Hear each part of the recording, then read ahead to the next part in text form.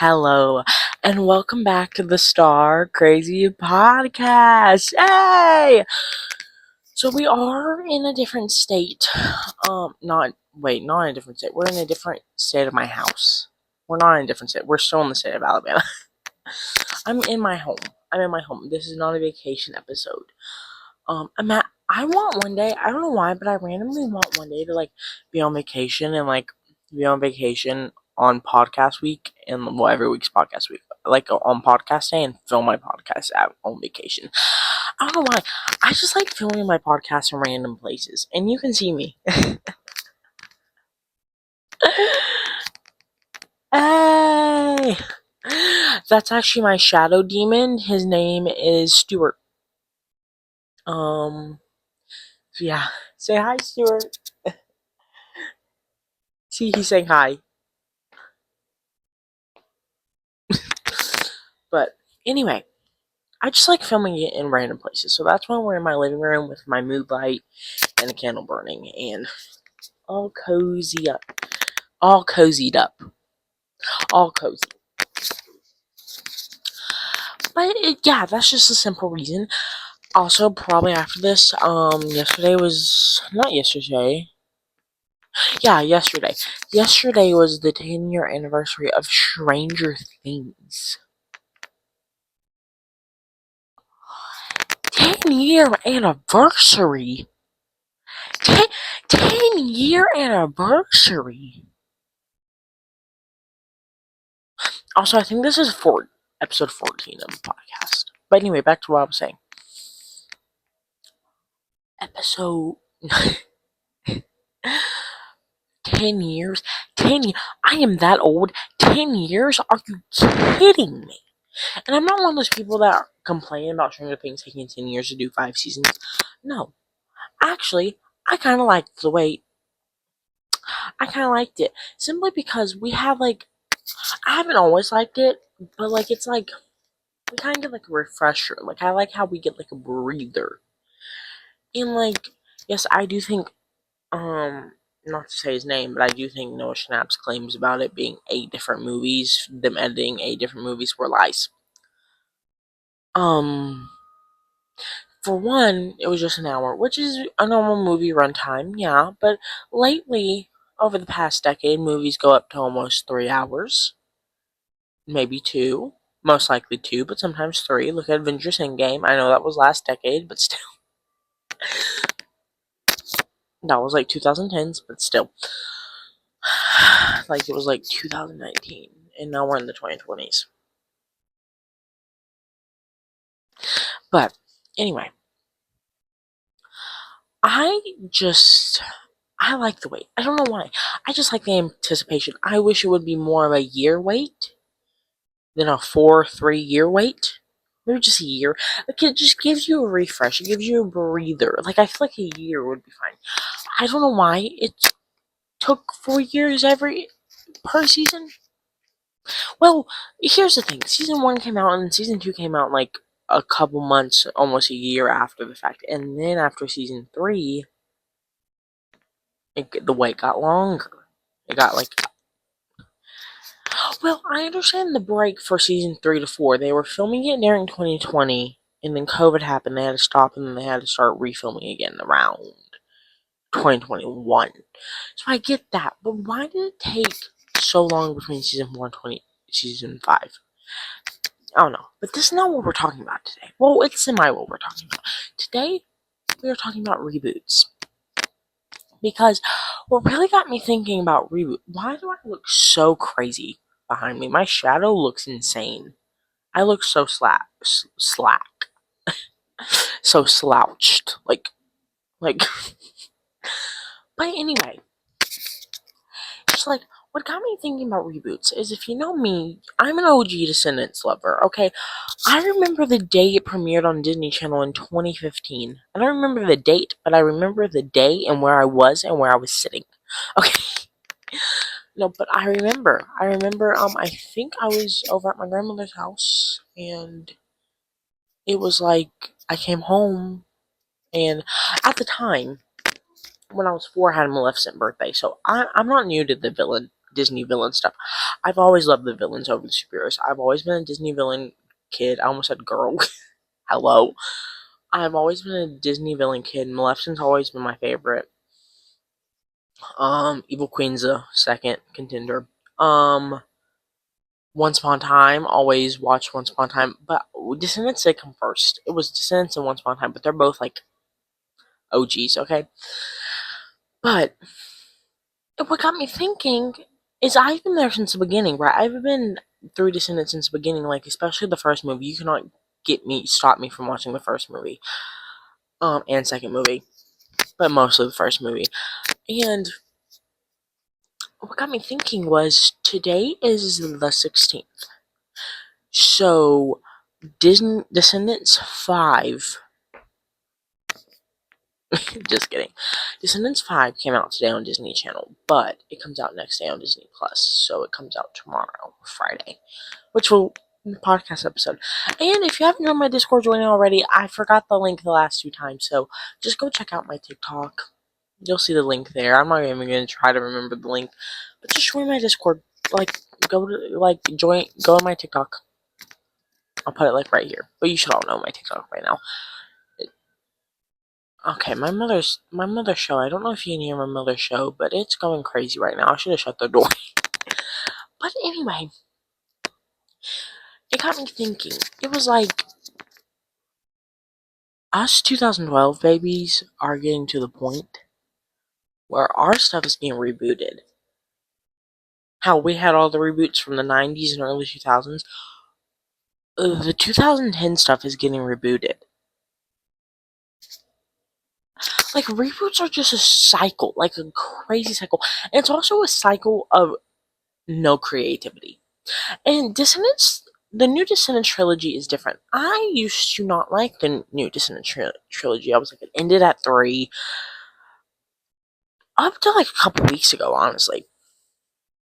And now I'm like, okay, well, this is the new generation. And they are not trying to be like the original 3. Yes, did they mess up the timeline? Did they make it a little wonky? Yes. Does the original Descendants exist in the timeline of the new Descendants? No. But I think that was the key point. Okay, the fourth one, Descendants Rise of Red, was not good at all. Okay, but I haven't heard, but I've looked at this new Descendants. I'm like, okay, it's a little immature for me because I am 14 now, even though I still watch Descendants to this day and I still play all the music on my playlist. I don't care. I have no shame. I still watch Disney Channel, not the new Disney Channel, okay? I still watch Casey Undercover, Liv, and Maddie. All my shows growing up, I still watch them. Like, I have no shame. And I watch the old ones. I watch That's a Raven, I watch Raven's Home, but I also watch That's a Raven, I watch Hannah Montana. I don't care. It is peak cinema. I don't care. But I know what I'm trying to say. It's like just think every generation experienced reboots. And it's crazy. It's just crazy to me. Reboots is such a crazy phenomenon to me. It's one, like, get an imagination. 2, okay, I see the point. Y'all are trying to give it to a new generation. That's when it comes to kids shows. When it's like kid shows, like the new Cheetah Girls is coming, which I don't know if that one should be coming. Like, it really doesn't. I feel like Cheetah Girls has kind of lost the message. I don't know though. I'm not gonna hate on it because I don't know too much about Cheetah Girls, but I've watched a few Cheetah Girls. I watched like the first one, but also ahead of its time, by the way. But just like especially when it comes to the kids stuff, I'm like, okay, I get it. Like, we're opening our eyes to a new generation, but at the same time, can we not give the new generation new ideas? Can we stop recycling the same ideas? Now, don't get me wrong, I sometimes love reboots. Do not get me wrong, I sometimes love reboots. I'm trying to think of one.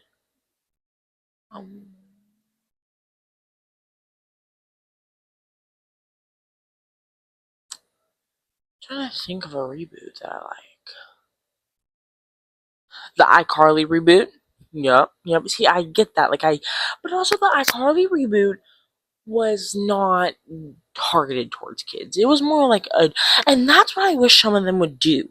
If they're gonna do a reboot of a kid show, I wish they, if they're adults now, I wish they would make it where if they use the same old cast and they're adults, they're now adults. Like iCarly, how she was living in an apartment, her brother was older and all that. I wish they would make it 50-50 kids and adults. Because iCarly reboot was amazing. I'm so sad they canceled it. But also, it was during the Dan Schneider. Oh, sorry, don't mean to say his name. Dan Schneider controversy, and he was still directing it. So, but it wasn't as feet driven.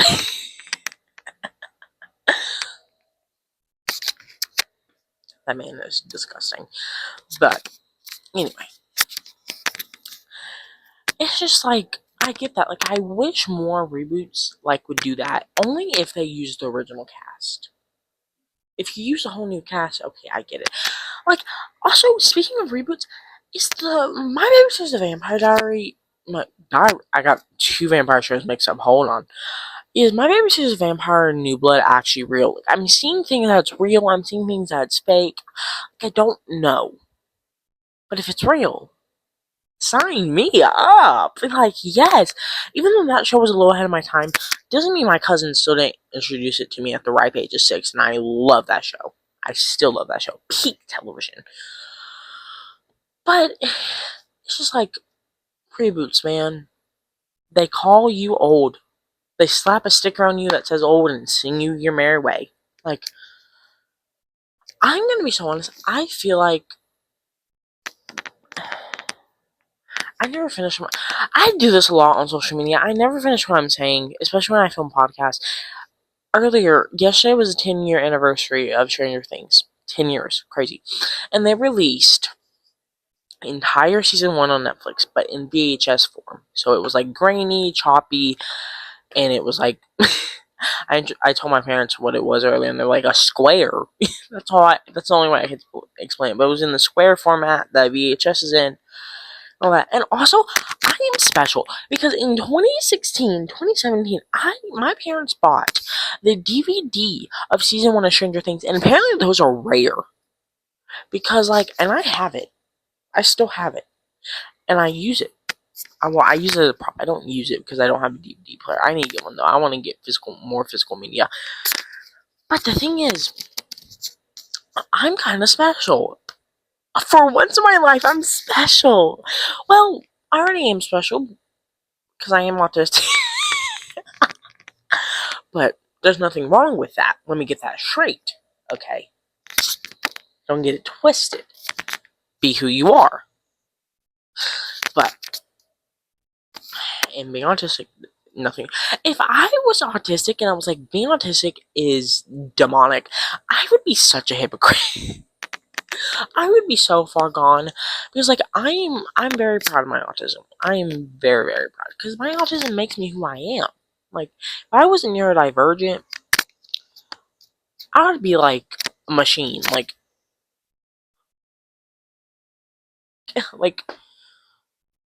like being unique and being neurodivergent really makes me who I am. Not in all factors, but it really does make a big chunk of me. It makes me just. It's also sometimes a death of me, but that's besides the point. It's a gift and a curse. But don't be ashamed of it. Just don't be ashamed of it. Okay, back to the topic of the podcast. But I would not be surprised if in like 10, 20 years when we're all old or older, they make a Stranger Things reboot like they did with It. Like how they did the It miniseries and then they did the It 2017 and like a whole new generation introduced the fandom. I would not be surprised. I don't know how they would do it. Hey, I know what they should do for a Stranger Things reboot. Redo all of season 5. Redo all of season 5.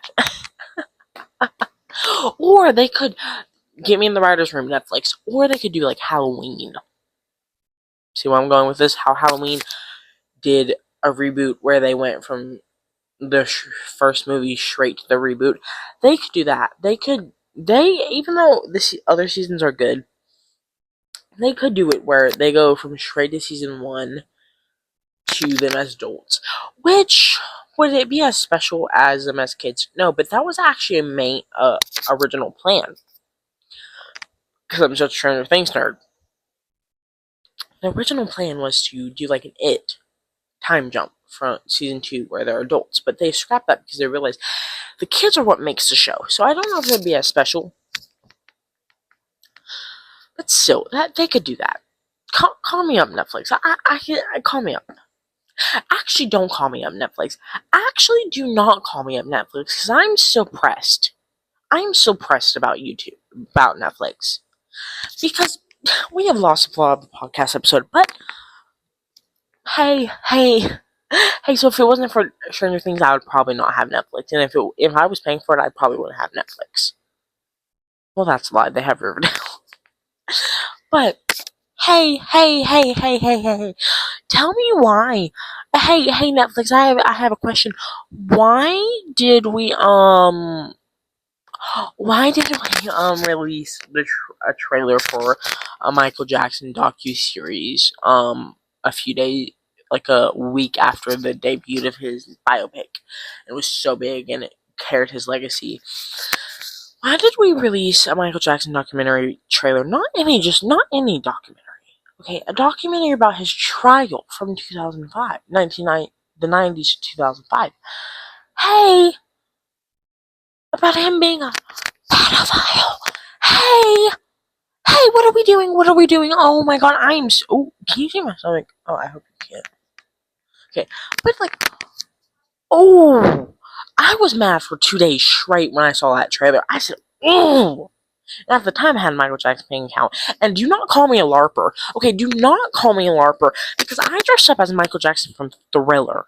In an appropriate manner, mind you. I didn't do anything racist or drastic. Okay, I did it in an appropriate manner. I dressed up as Michael Jackson Thriller in first grade. I loved Michael Jackson in first grade. I listened to every Michael Jackson song that was popular. I bought a Michael Jackson CD in first grade and listened to it. I didn't even know what a CD fully was. Okay. And months after, I still wore the silver glove. Not like in public, but I wore it around my house and danced. Okay. Don't get me wrong, I've always loved Michael Jackson.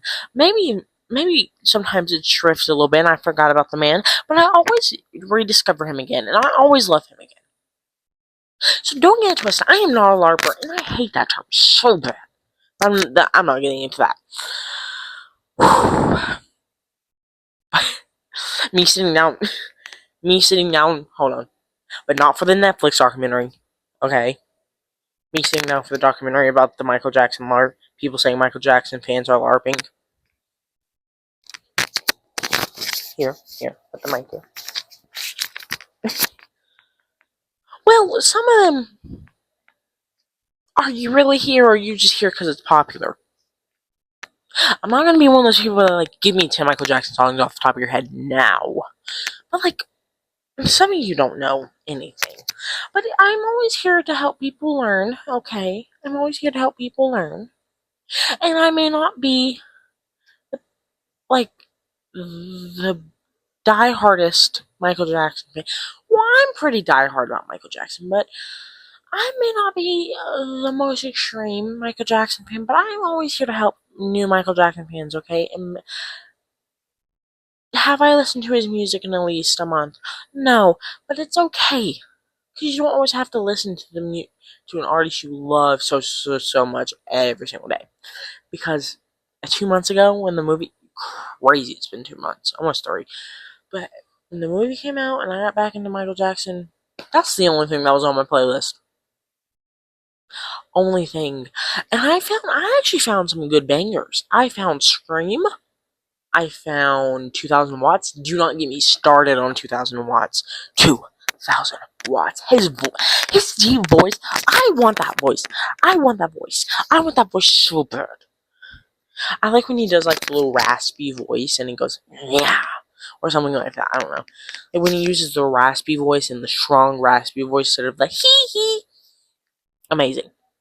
Like, I want that voice. I want to be Ursula and steal your voice. Okay. But yeah, reboots, man. we're slowly circling the moon like E.T. back.